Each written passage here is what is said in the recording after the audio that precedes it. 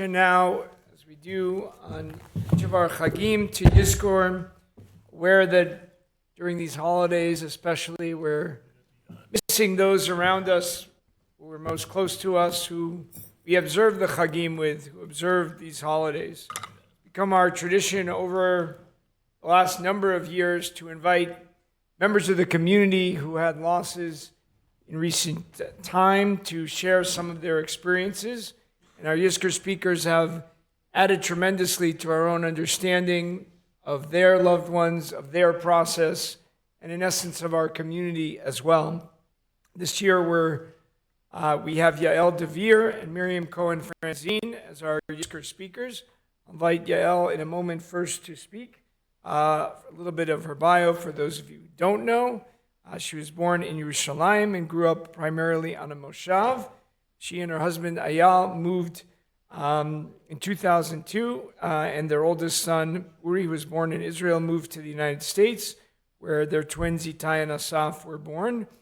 They've been members of our shul for 16 years and deeply value the many ways this community, as Yael wrote, along with the communities of the Billy Dalwin Preschool, JCDS, and Gann Academy, how all of these have enriched their lives. Yael enjoys reading, spending time outdoors, and painting. She is a child and adolescent psychiatrist at UMass Chan Medical School, where she serves as professor of psychiatry and behavioral sciences and vice chair for child psychiatry. But she writes that her proudest accomplishment is raising 3 boys who are growing into kind and thoughtful young men. It's been a delight to watch them over the years. I invite Yael to share her reflections.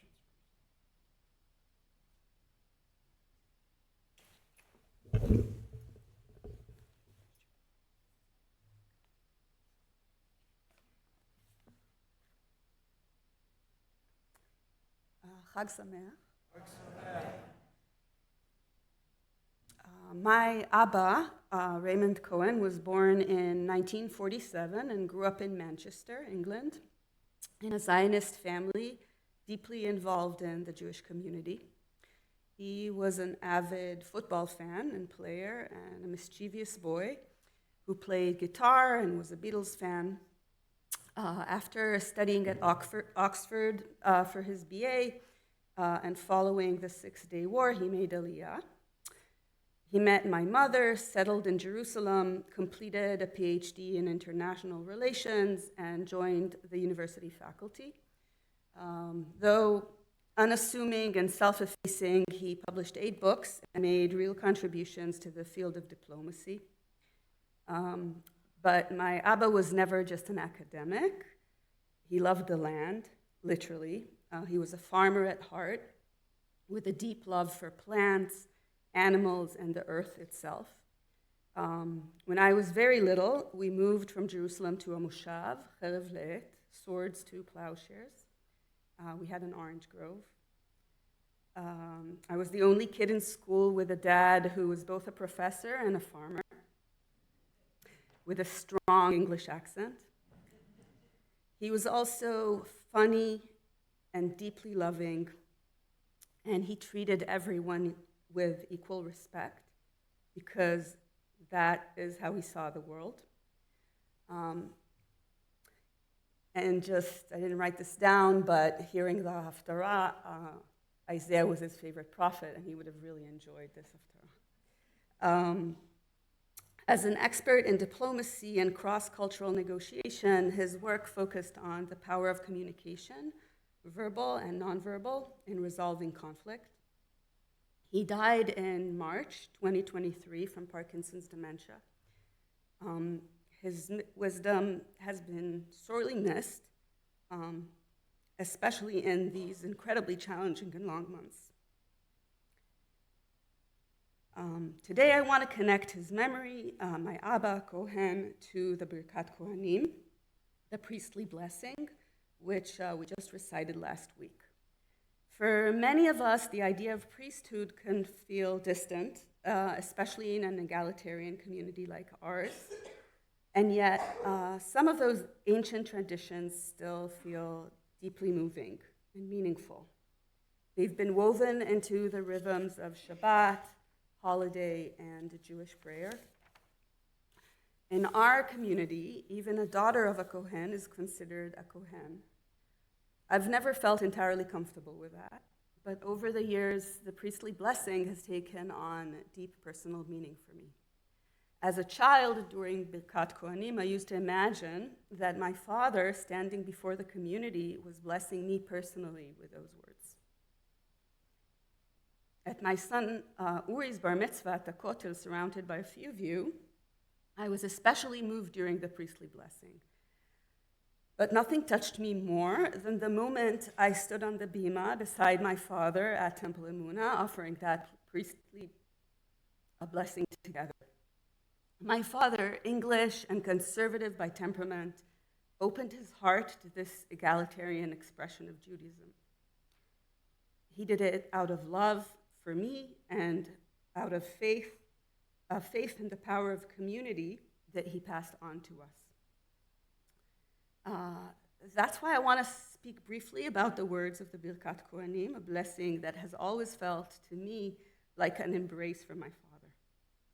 A blessing I now pass on to my own sons every Friday night, if they're at home, placing my hands on their heads just as he did for me.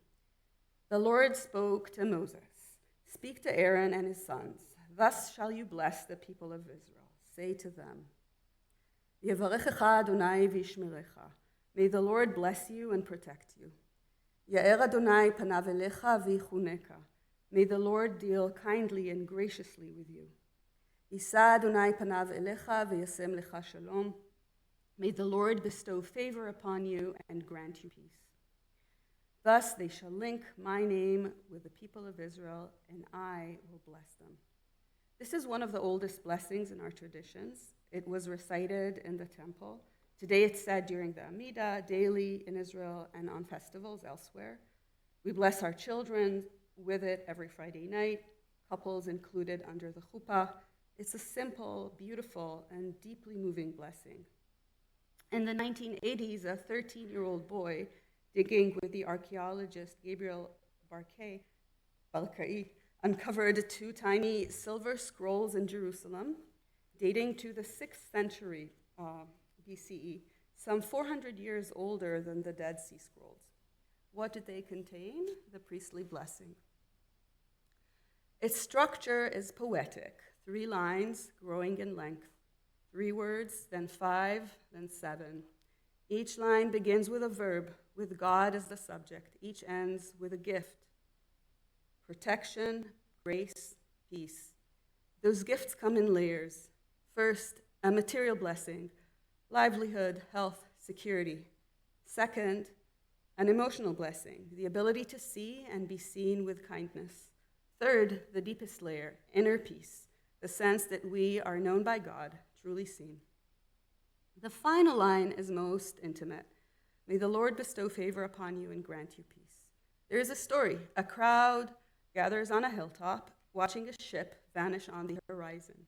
A little boy waves widely toward the sea. The adults ask, "Why are you waving? No one can see you from that distance." And the boy replies, "The captain is my father. He'll be looking for me, and he will see me." That's what the priestly blessing feels like to me.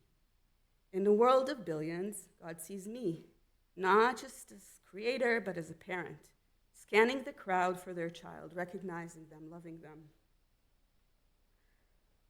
That's the God of this blessing, not a force of nature or a distant deity, but the God who knows us by name, the God who sees each of us as a soul, and from that recognition comes the possibility of peace. There is something else unique in this blessing.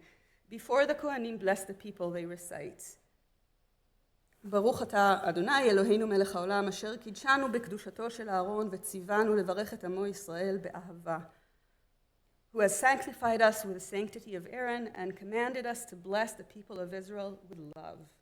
This is the only mitzvah in the Torah where love is explicitly required, not just intention, love. Because to bless, you must love. To be blessed, you must know you are loved. Rabbi Jonathan Sachs, who helped me find all those meanings and this bracha, taught that the Kohanim are not the source of blessing, they are the channels. And to be a channel, one must make space, one must love. Because love is the act of stepping outside the self. And that's how God's blessing passed through us. So this is a blessing of love, a blessing that connects me to my Father, to my children, and to God. A blessing I pass on with my hands on my sons' heads. A blessing that says you're not alone, you're seen, you're loved. And one final word about love. This past year of mourning has been full of grief, full of pain, and yet in community, in prayer, and saying Kaddish, the burden has been shared. And at its core, grief is the price we pay for deep love. And we were privileged to love and to be loved.